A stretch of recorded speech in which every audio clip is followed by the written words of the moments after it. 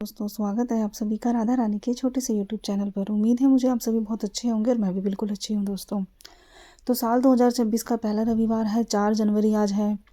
इसी के साथ साथ आपको बता दूं कि साल 2026 जो है वह सूर्य का साल है और बृहस्पतिवार इस साल के राजा हैं। तो देखो, इस साल आप जितनी भी भगवान सूर्यदेव की आराधना करोगे, पूजा करोगे, उनको जल अर्पित करोगे, व्रत करोगे, उनके मंत्रों का जाप करोगे, साथ ही साथ बृहस्पतिवार की भी सेम उसी तरह पूजा करोगे, मंत्रों का जाप करोगे, व्रत करोगे इत्यादि, उनसे जुड़े हुए सभी उपाय आप करोगे तो आपके जीवन की जो ये साल 2026 है बहुत ही अच्छा, बहुत ही लाभकारी अवश्य ही आपको साबित होगा। तो आज जैसे 4 जनवरी है, दिन है रविवार का और सूर्य का साल है, तो आज हम सुनने जा रहे हैं रविवार की व्रत कथा। जो भी जातक ज़्यादातर जो पुरुष हैं वह सोच रहे हैं कि साल 2026 में हम कौन से व्रत रखें, तो वह या तो रविवार के व्रत रख सकते हैं या फिर वो लोग मंगलवार के व्रत रख सकते हैं। खासकर कि वो लोग जिन लोगों की शनि की 7.5 चल रही है, तो यह 2 व्रत उनके लिए बहुत ही लाभकारी साबित होंगे साल 2026 में। तो रविवार की व्रत कथा शुरू करते हैं दोस्तों। सबसे पहले ओम सूर्य नमः का मंत्र का जाप कीजिए, ओम सूर्य देवाय नमः को प्रणाम कीजिए और कथा प्रारंभ करते हैं। एक नगर में एक बूढ़ी माई रहती थी। बूढ़ी माई रविवार के प्रत्येक रविवार व्रत रखती थी और सूर्य देव की आराधना करती थी। वह सुबह सुबह ब्रह्म मुहूर्त में उठती, नहा धोकर स्नान करके अपने नित्य कर्मों को समाप्त करके सबसे पहले सूर्य देव को अर्घ देती थी, उनके मंत्रों का जाप करती थी, फिर अपने घर के मंदिर में पूजा करती थी और उसके बाद भोजन ग्रहण करती थी। बूढ़ी माई का प्रत्येक रविवार का यही नियम था। वह प्रत्येक रविवार सोकर उठकर नहा धोकर ब्रह्म मुहूर्त में अपने घर में गाय के गोबर से लीपा मारती थी, अपने घर को शुद्ध करती थी, फिर स्वयं नहा धोकर सूर्य देव के पूजा करती थी, उनके व्रत रखती थी, उनको अर्घ दे के आती थी। पहले उनको भोजन चढ़ाती थी, फिर खुद भोजन खाती थी। वह दिन में एक ही बार भोजन खाती थी रात के समय और फल आहार रखती थी दिन में, और सारे दिन भगवान सूर्य देव के मंत्रों का जाप और उनका नाम कीर्तन करती रहती थी। बूढ़ी माई थोड़ी गरीब थी, लेकिन वह अपने हालातों से बहुत खुश थी। उसको भगवान का दिया हुआ सब कुछ था, तो वह उसी में संतुष्ट थी। उसको कोई शिकायत नहीं थी, न भगवान से न किसी से। वह अपना जीवन यापन कर रही थी। उसकी जो पड़ोसन थी वह बूढ़ी माई से बहुत जलती थी।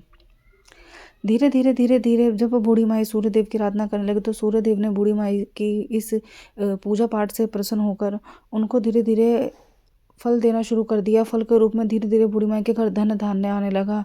बूढ़ी माई थोड़ा पैसा उनके घर में आने लगा और उनके जीवन की जो परेशानियां थी और जो भी बीमारियां थी वह सब धीरे धीरे दूर होने लगी।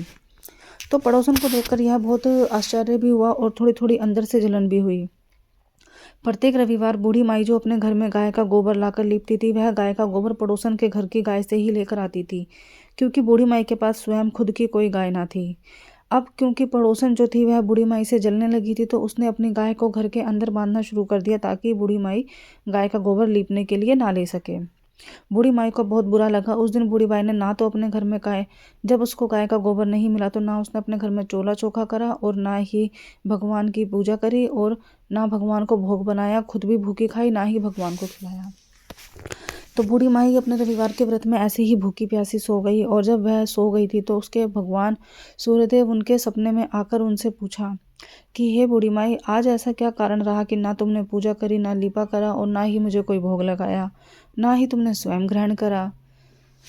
तो बूढ़ी माई बोलने लगी, क्या बताऊं देवता, मैं गाय का गोबर पड़ोसन के यहाँ से लाती हूँ, आज उसने मुझे गोबर नहीं दिया और बिना चोखा लीपा करे मेरे मन को संतुष्टि नहीं मिली, तो मैंने कुछ भी नहीं किया। क्योंकि मेरे पास अपनी गाय नहीं है, मैं बहुत निर्धन हूँ, तो उसने मुझे गाय का गोबर देने से मना नहीं किया, लेकिन अपनी गाय को अंदर बांध लिया, वहाँ से मैं गोबर नहीं ला पाई, मुझे क्षमा करना। तो भगवान सूर्यदेव बूढ़ी माई के इन हालातों को देखकर उन पर निर्दन दया करी और साथ ही साथ बूढ़ी माई को कहा कि कोई बात नहीं, सुबह जब तुम निद्रा से उठोगी तो तुम्हें तुम्हारे आंगन में एक सुंदर गाय अवश्य मिलेगी, जिससे कि तुम्हारे व्रत में कभी कोई रुकावट नहीं आएगी। बूढ़ी माई सपना समझकर सुबह उठी तो यह सब भूल गई। बूढ़ी माई को बिल्कुल भी आश्चर्य नहीं, हैरान अंदाज़ा नहीं था कि यह सपना उसका सच हो सकता है। जैसे ही बूढ़ी माई सुबह उठी और अपने आंगन में झाड़ू चौका करने के लिए जगी, तो बाहर उसने देखा कि एक सुंदर सी गाय एक बछड़े के साथ बंधी हुई थी। बूढ़ी माई को यह देखकर बहुत हैरानी हुई। बूढ़ी माई बहुत खुश हुई और उसे समझ में आ गया कि जो मेरा स्वप्न था वह सूर्यदेव का वह स्वप्न सच हो चुका है। वास्तव में सूर्यदेव जी ने मेरे स्वप्न में आके मेरी समस्या को हल कर दिया। बूढ़ी माई तुरंत नहा धोकर सबसे पहले गाय के लिए कुछ चारा लेने चली गई। गाय को चारा ला के चारा खिलाया और फिर बूढ़ी माई ने स्वयं भोजन करा। बूढ़ी माई को ऐसा करते करते कुछ दिन हो चुके थे। पड़ोसन ने जब देखा कि बूढ़ी माई के पास गाय भी आ चुकी है तो वह और ईर्ष्या से भर गई थी और जलने लगी थी। तो बूढ़ी माई अपनी गाय को बाहर बांधती थी और वह खुद अंदर रहती थी। गाय जो थी वह चारा खाती थी, गोबर देती थी, लेकिन वह भगवान सूर्यदेव की कृपा से गोबर देती थी, सोने का गोबर। बूढ़ी माई को सोने के गोबर का बिल्कुल भी अंदाजा नहीं था। पड़ोसन ने एक दिन देख लिया और वह देखकर बहुत हैरान हो गई कि यह गाय तो सोने का गोबर दे रही है। तो बूढ़ी माई ने क्या करा, तुरंत सोने का गोबर उठाकर अपने घर में रख लिया और अपना गाय का गोबर जो था वह बूढ़ी माई के गाय के पास रख दिया, जिससे कि बूढ़ी माई को कदापि पता नहीं चलता कि उनकी गाय सोने का गोबर देती है। ऐसा करते करते बूढ़ी माई की पड़ोसन धीरे धीरे धन धान्य से अमीर होने लगी और बूढ़ी माई नित्य नियम गाय की सेवा करती रही। भगवान सूर्यदेव को यह देखकर बहुत बुरा लगा। एक दिन भगवान सूर्यदेव ने अपने चमत्कार से रात को खूब आंधी कर दी और जब खूब तेज आंधी आई तो बूढ़ी माई ने अपनी वो गाय बाहर से अंदर बांध ली आंधी की वजह से। तो जब गाय अंदर बंधी रही और गाय ने सुबह गोबर दिया तो बूढ़ी माई देखकर यह हैरान हो गई कि मेरी गाय तो सोने का गोबर देती है और मुझे पता भी नहीं है। ऐसा करते करते बूढ़ी माई के दिन भी बदलने लगे। उनके घर में भी सोना चांदी धन धान्य से भरने लगा और उनका घर भी पहले से बहुत अच्छा हो चुका था। अब उनके जीवन में कोई कमी ना रही थी। वह खूब गरीबों को दान करती थी, खूब अच्छे से व्रत करती थी, नाम कीर्तन जाप इत्यादि करने लगी थी। भगवान के दिए गए इस फल का वह बहुत अच्छे से सदुपयोग करने लगी थी। लेकिन जो उनकी पड़ोसन थी वह उनको देखकर जलने लगी थी। उसने क्या करा, अपने पति को थोड़ा सा भड़काकर कहा कि राजा के पास सारा संदेश लेकर जाओ। दोनों पति पत्नी राजा के पास सारा संदेश लेकर गए और कहा कि बूढ़ी माई के पास एक सोने का गोबर देने वाली गाय है। राजा ने अपने सैनिकों को भेजा बूढ़ी माई के घर पर और गाय और बछड़े दोनों को लाने को कहा। बूढ़ी माई ने अपने घर का नित्य सारा काम कर कर एक भोजन का टुकड़ा अपने गले में ही डाला था, तभी सैनिक आ गए और जबरदस्ती गाय और बछड़े को ले गए। बूढ़ी माई ने बहुत प्रार्थना करी, बहुत उनके हाथ पैर जोड़े कि यह मेरी गाय है, मेरा बछड़ा है, लेकिन सैनिक ने उनकी एक ना मानी।